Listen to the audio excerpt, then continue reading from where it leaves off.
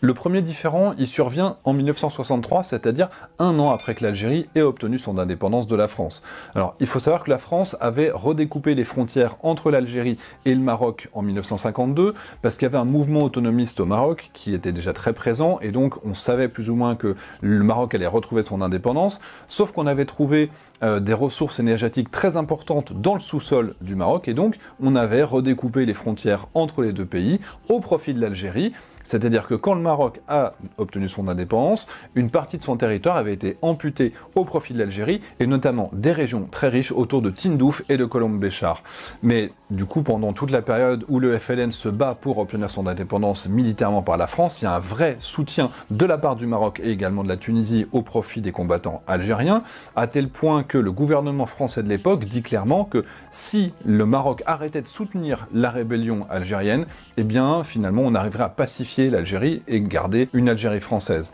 Donc la France propose au Maroc de lui rétrocéder les régions qu'il convoite en échange d'un arrêt du soutien des indépendantistes algériens, ce que le Maroc refuse en disant voilà, on soutiendra nos alliés jusqu'au bout. Et en plus, ils arrivent à obtenir la signature du gouvernement provisoire algérien qui dit voilà, une fois qu'on sera indépendant, on vous remettra ces zones qui vous appartiennent. Mais finalement, quand l'Algérie obtient son indépendance en 1962, le FLN ne reconnaît pas l'accord qui a été signé par le gouvernement provisoire et il refuse de renégocier le moindre mètre carré. Déjà parce qu'il y a aussi de la crainte que d'autres régions fassent sécession, notamment au profit des Kabyles ou pour des communautés du Sahara qui savent qu'ils sont assis sur des réserves,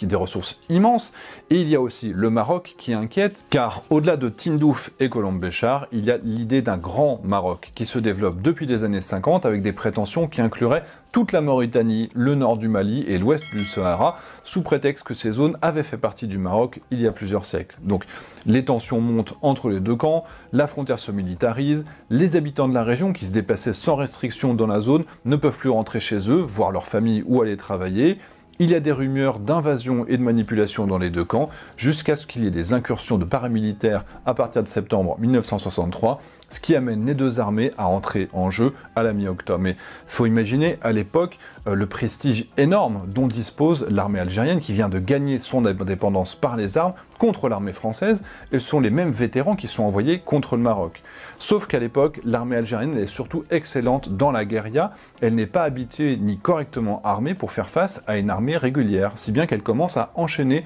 les revers. Donc l'Algérie obtient alors le soutien militaire de l'Égypte et de Cuba, qui engagent des avions, des hélicoptères, des blindés et de l'artillerie, avec d'ailleurs un épisode qui est resté célèbre, quand un hélicoptère officiellement algérien tombe en panne et doit se poser en urgence côté marocain, sauf qu'à bord, on découvre qu'il y a 5 officiers égyptiens, donc évidemment ça prouvait qu'il y avait un soutien international. Le 25 octobre, c'est l'apogée des combats, et cette journée se conclut par la capture de 200 soldats algériens. On a une situation militaire qui est largement en faveur du Maroc, mais diplomatiquement, c'est l'Algérie qui a le plus de soutien, si bien qu'au moment du cessez-le-feu, chacun se replie sur les positions héritées de la décolonisation, et le bilan final, c'est de plus de 850 morts et 379 prisonniers algériens, contre seulement 39 morts et 57 prisonniers du côté des Marocains.